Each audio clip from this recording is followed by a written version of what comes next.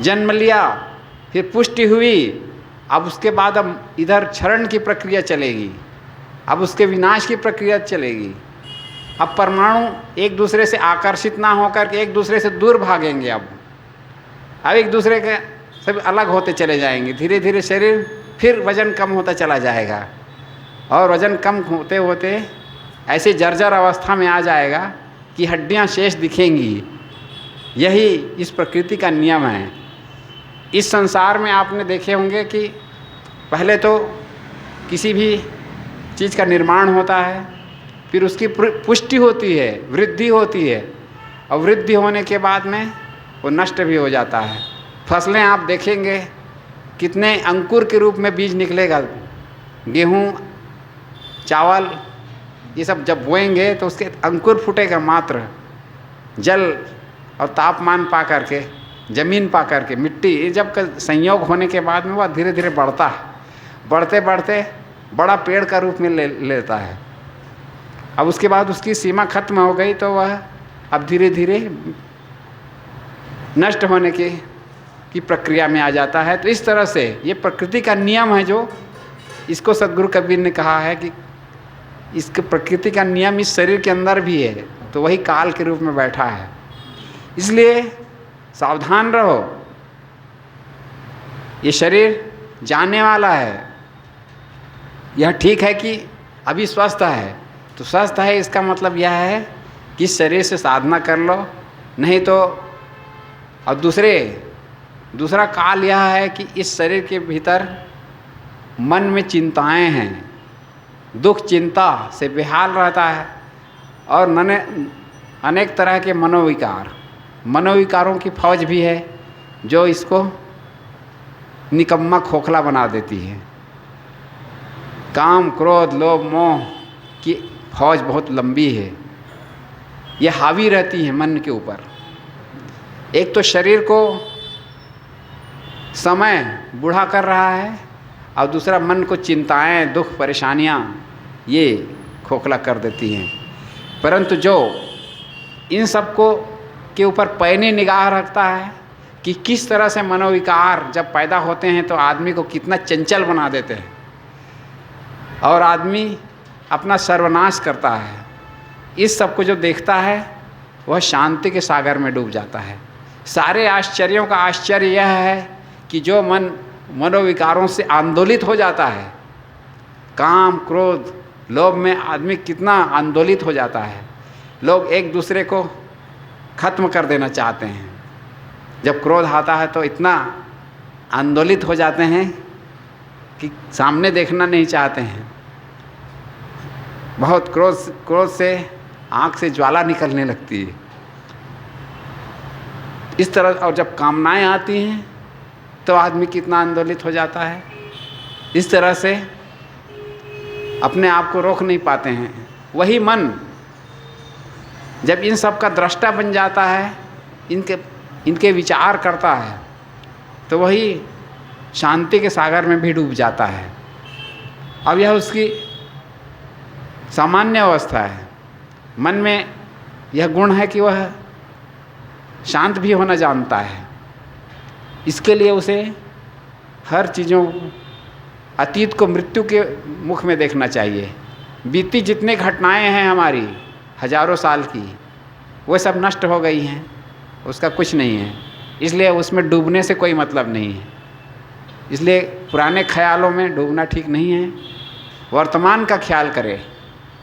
हमने अतीत में, भूतकाल में चाहे जितनी भी गलती की हो, उसको लेकर के अपने को परेशान करने की ज़रूरत नहीं है। उसके लिए ग्लानि करने की ज़रूरत नहीं है कि अरे हमने यह क्या कर डाला था और यह कर्म हमसे कैसे हो गया। इन बातों को लेकर के हम ग्लानि में ना डूबे रहें, तब जा कर के हम तुरंत ही समाधि लाभ प्राप्त करते हैं। जब अतीत से हम मर गए, प्रत्येक पल हम मर रहे हैं, यह मरना हम जब सीख लेते हैं तो हम प्रेम का मतलब समझ जाते हैं। आनंद, प्रेम, ये सब हमारे जीवन में घटित होने चालू हो जाते हैं। चाहे हमारी कितनी भी बड़ी हानि हो गई हो, और हमारा प्रिय से प्रिय कितना बिछुड़ गया हो, और हमारा चाहे कितना घोर अपमान कर दिया गया हो, समाज के बीच में बीचों बीच हमारा अपमान कर दिया गया हो, परंतु यदि हम इन सब को देखने का अभ्यास कर लेते हैं, इनसे अपने आप को अलग करते हैं, तो हम इसी क्षण शांति के सागर में डूब जाते हैं और हम समाधि का अनुभव इसी क्षण करने लगते हैं। इसमें कल की बात नहीं है, कल हम समाधि में डूबेंगे ऐसी कोई बात नहीं है। हम आज ही उस शांति को उपलब्ध हो जाते हैं। आज चाहे कितनी भी गर्मी पड़ रही हो, पंखा भी न चल रहा हो, परंतु फिर भी हम अपने आप को आनंदित महसूस करा सकते हैं, बशर्ते आपको अपने शरीर, यह समझ लो कि यह शरीर भी एक जलती हुई ज्वालामुखी है। हमारा शरीर भी कोई कम नहीं है ज्वालामुखी से, इसमें ज्वालामुखी जल रही है। सबसे बड़ी बात तो यह है कि हमारे पेट में जो है ना, ऐसी ज्वाला है, कहते हैं कि हाइड्रोक्लोरिक एसिड यहाँ बनता रहता है हमारे पेट में।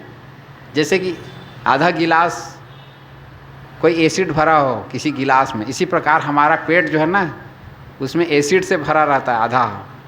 उसमें जैसे ही हमारे भोजन का ग्रास जाता है, उसमें डूबता है तो गलने लगता है तुरंत, इतना तेज होता है।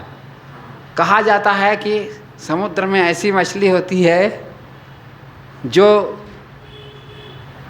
मुर्गियों के जो रहने का घर होता है ना, उसी के समेत खा जाती है।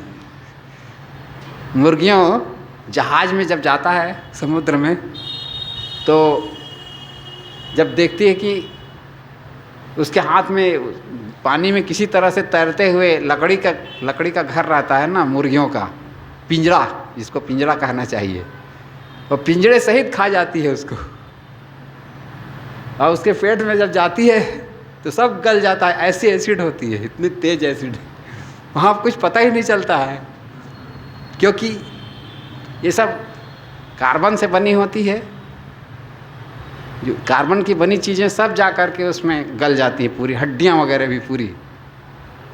तो इस तरह से वो सबको पचा डालती है। तो इस तरह से शरीर भी एक जलती हुई ज्वालामुखी है।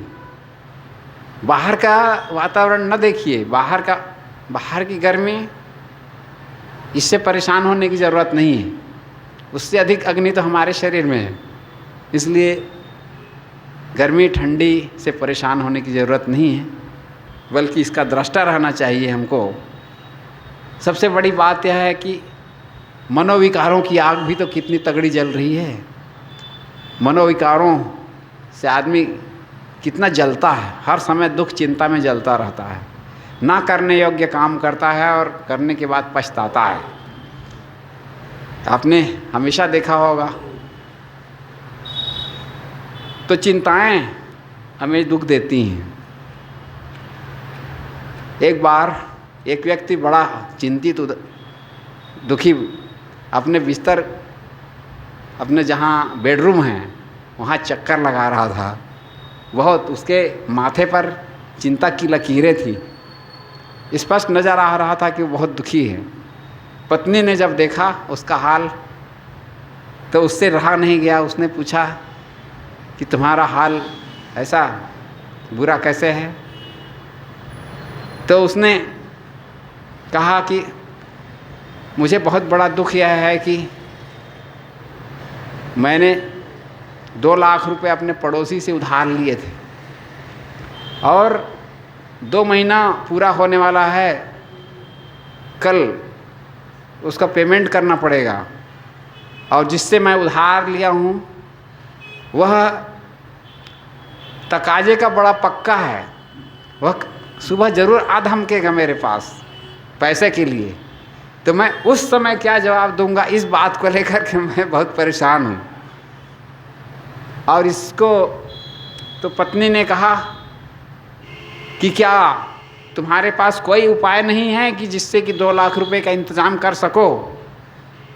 एक बार और सोच लो कि 2 लाख रुपए किसी तरह से इंतज़ाम करने की बात। तो उस व्यक्ति ने कहा कि मैंने अच्छी तरह से सब करके देख लिया है, अब आगे कुछ नहीं हो सकता, इसलिए मैं बड़ा दुखी हूँ। इतना सुन कर के पत्नी ने कहा कि जब नहीं कर सकते तो नहीं ही कर सकते।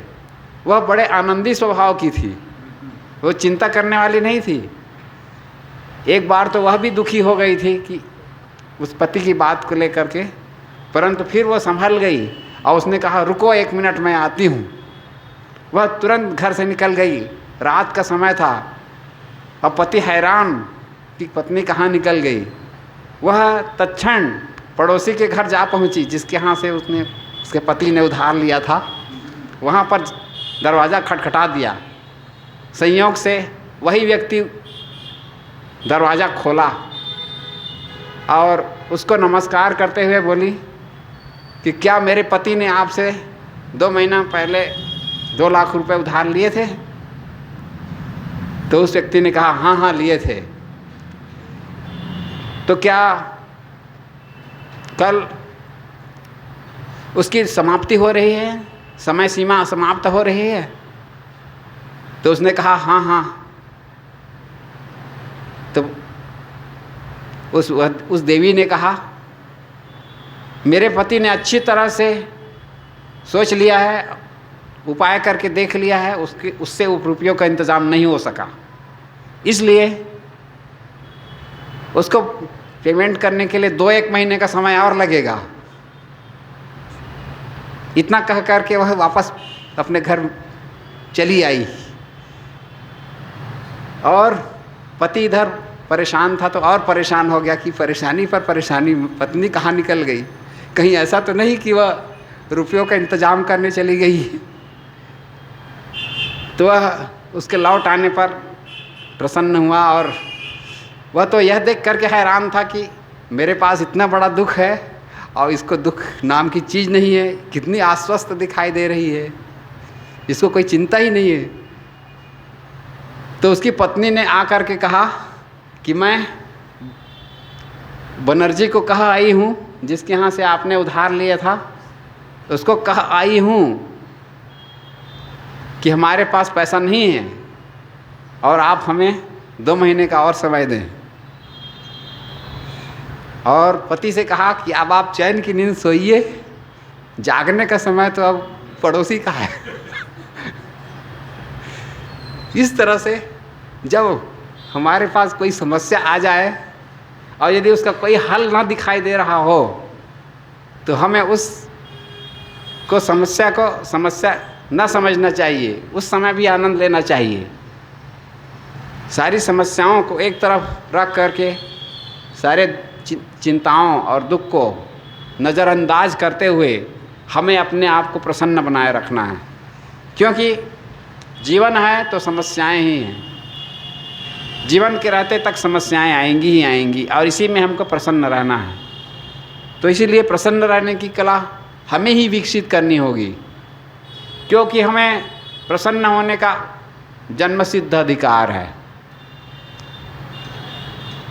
हमें इच्छाओं को कम करते जाना चाहिए तो स्वभावतः ही हम लोग प्रसन्न रहेंगे। चाह मिटी चिंता मिटी, मनवा बेपरवाह, जाको कछु न चाहिए सोई शहंशाह। सद्गुरु कबीर ने भी यही कहा कि सारी चिंताओं को यदि छोड़ दो तो तुम ही बादशाह हो जाओगे। इसलिए हमें बादशाह का जीवन जीना चाहिए और यह हमारे वश में है कि हम प्रसन्न रहें। केवल एक ही काम करना है कि हम अपने आसपास स्वच्छता का वातावरण रखें। उपनिषद के ऋषि, योग दर्शन के ऋषि कहते हैं कि अंदर बाहर की स्वच्छता चाहिए। इसके लिए मन की प्रसन्नता चाहते हो तो अंदर बाहर की स्वच्छता चाहिए।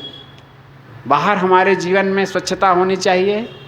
हम जहाँ रहते हैं वहाँ की सफाई स्वच्छता चाहिए, हमारे कपड़ों की स्वच्छता चाहिए, हमारे शरीर की स्वच्छता चाहिए और अंदर में मन की स्वच्छता चाहिए।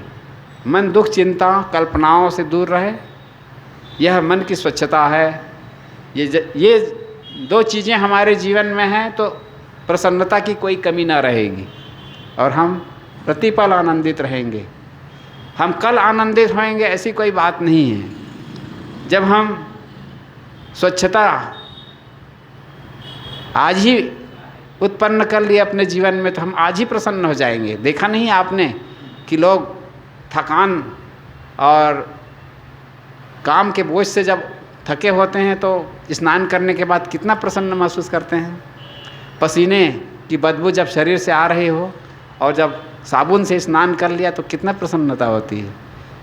इसलिए यह सहज सिद्ध हो जाता है कि प्रसन्नता दूर नहीं है। स्वच्छता का वातावरण बनाते ही आपको प्रसन्नता का अनुभव होता है।